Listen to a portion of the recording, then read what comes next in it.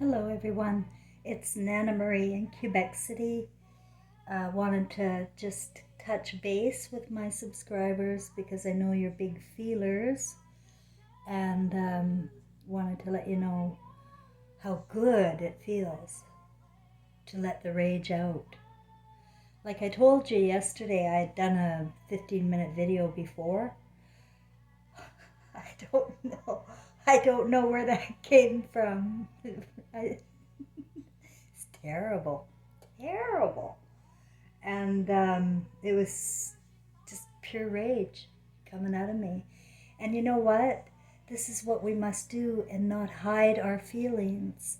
Let it out, no matter what the feelings are. You have to, or you're going to decombust or something. But it felt really good, and it still feels good.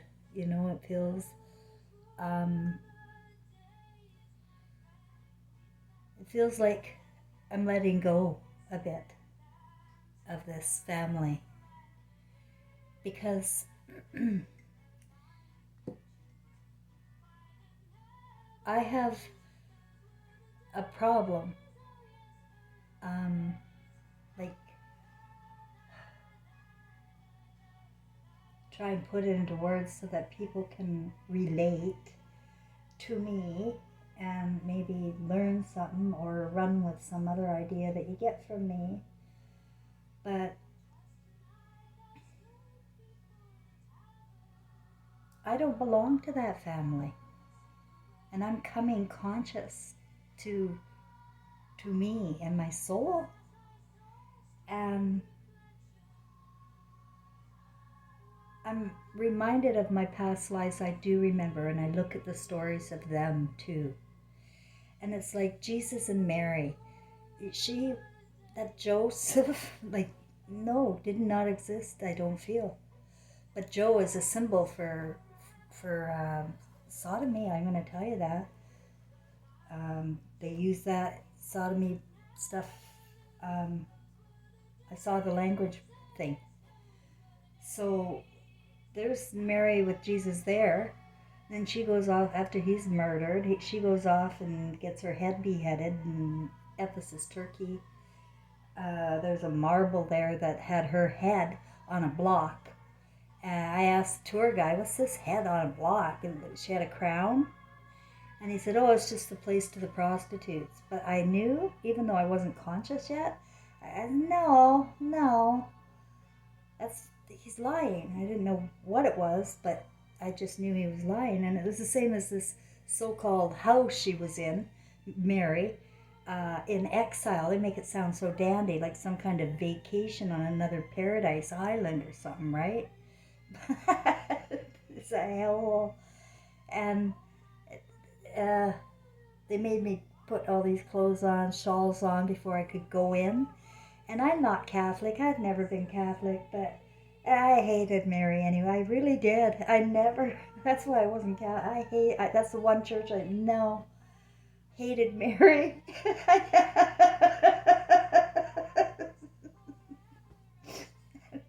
But I found myself while I was in there enraged, enraged there, and it just felt like a lie. But I was on antidepressants, and I was just divorced from my husband who was probably trying to kill me, and my son was with me all the way.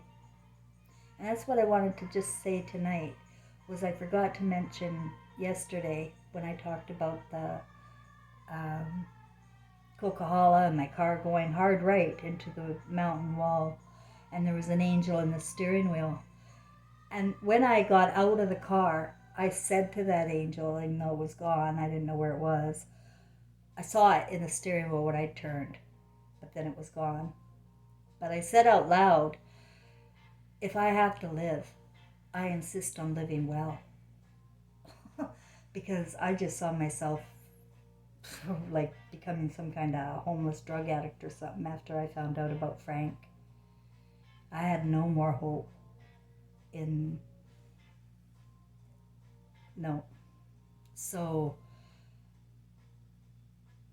letting out. Okay, that was it. And And what I just did now before I came on to my podcast is I had a conversation with Trevor because I was remembering that event. And he said, Mom, I've always been with you. Always been with you. Always. And it reminded me of when I did go homeless and I took the Greyhound bus across Canada and I landed in an Airbnb in Montreal. Wonderful Airbnb overlooking the city. I mean, it was a real vacation, but here I am on a small pension. And I did not know Frank was going to do this and kick in all of his pension to help me. At the time, that was not happening. He would help me out somewhat, but no, not this. So I booked an Airbnb, and it was like $800 a month at the time, and my rent was $1,200. So it was a very good deal.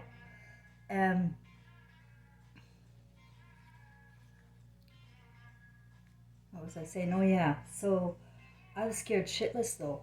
I had no money left because I'd spent it on the buses or the Airbnb in Ottawa. I'm on a pension.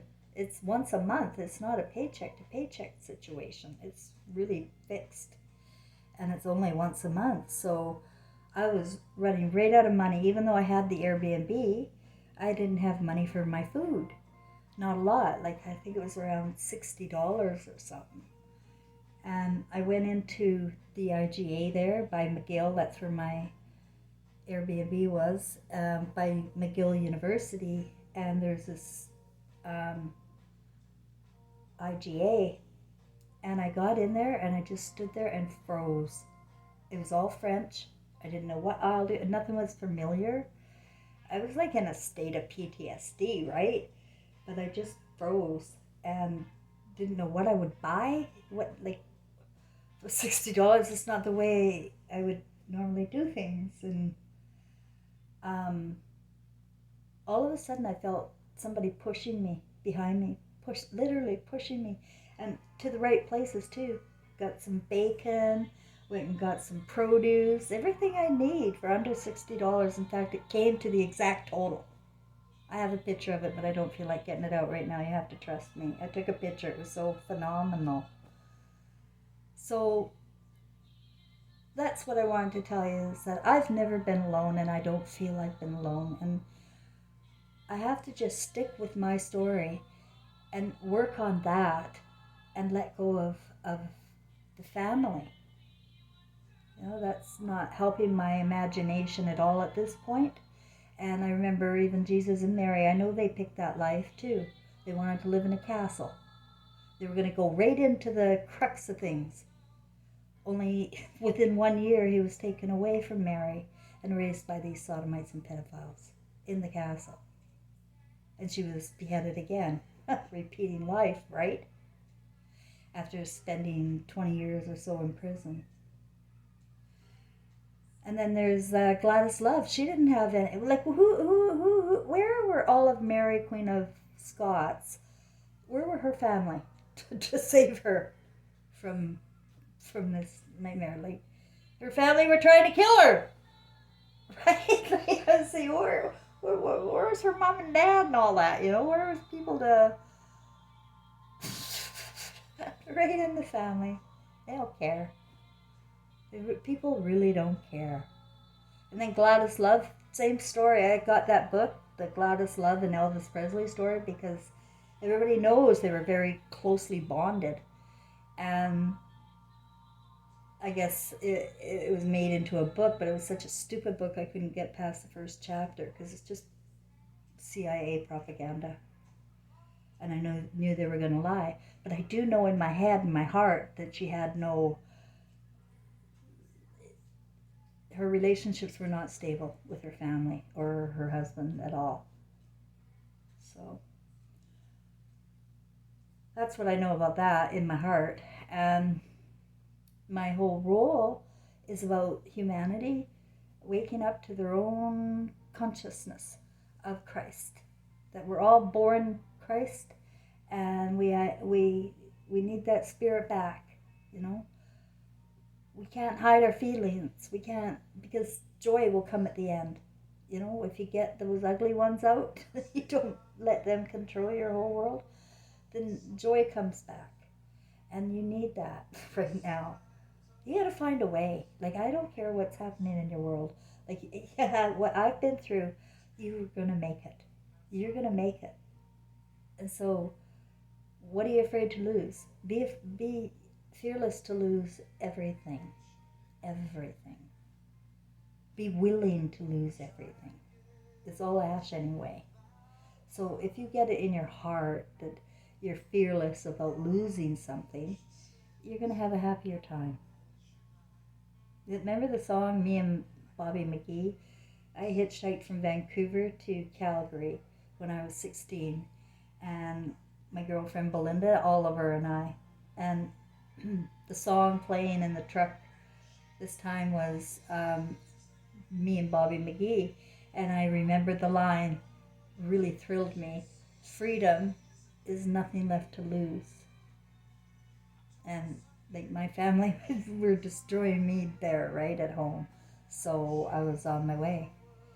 I made a big mess out of my life, and then I ended up getting pregnant twice, and I had an abortion, and I had all of everybody's humanity problems and opinions, and wrong opinions. Can't tell you how wrong I was about everything. And it's worth it. It's worth it to go back into your feelings. If you're hanging on to feelings, to make sure that you're okay with whatever your feelings are, and you're going to be just fine. And you're not alone, guys. I'm telling you that this routine that we have of where we, pick somebody that is all-knowing and everything, you're all-knowing too.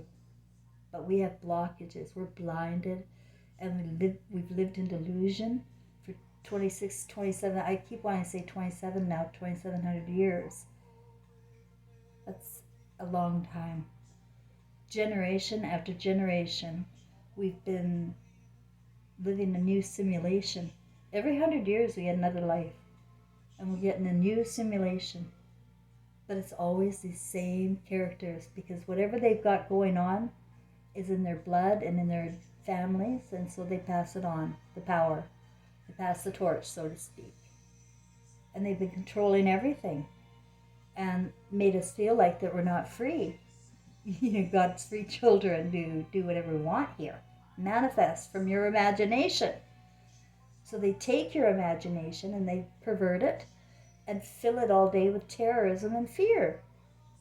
Well, that's not something to imagine, because that's the manifestor. So create your own imagination now with nothing left to lose, and water it. It'll just take a couple of minutes every day, and allow yourself to relax and focus on yourself and let go of all the problems. You can find ways to imagine how you're letting go of all your problems too. If you can't do anything about it now, what are you worried about? Right? So all you can do is tend to your mood right now and your relationships. And I encourage you, if you still have them, to water them, to make sure that you're expressing yourself honestly, openly. And if you're doing that, you're just lucky to me.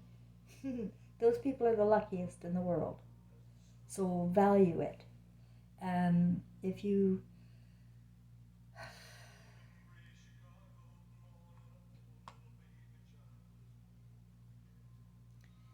fall victim to this fear and garbage that they're doing, they're winning. And the way we can win in Christ consciousness is with joy, believe it or not. It'll annoy the shit out of them. It really will. You know what? Gary was his worst when I was happy. He was his worst when I was happy. I hate that. So That's the best way I can recommend, you know? So, thanks everybody. I hope I didn't scare anybody, or whatever yesterday. I'm just being honest in my podcast. That's my whole role. Because if I can be honest with my feelings, and then everybody can be. And that's a problem here, in most places. You don't really share, you know, as deep as I share. Well, I think we should dig deep. We have a problem, Houston, and it's communication. And people do not know how anymore. They don't know how to express themselves and tell people how they feel. And so there's a whole bunch of assumptions and a whole bunch of lies and a whole bunch of pretend and acting. And what a shock when you cross over, right? And you don't know people. I got to be honest there. You don't, just like you didn't know your politicians, guys. There's people in your family you don't know. So never judge, and keep an open mind, and be fearless when you work for joy.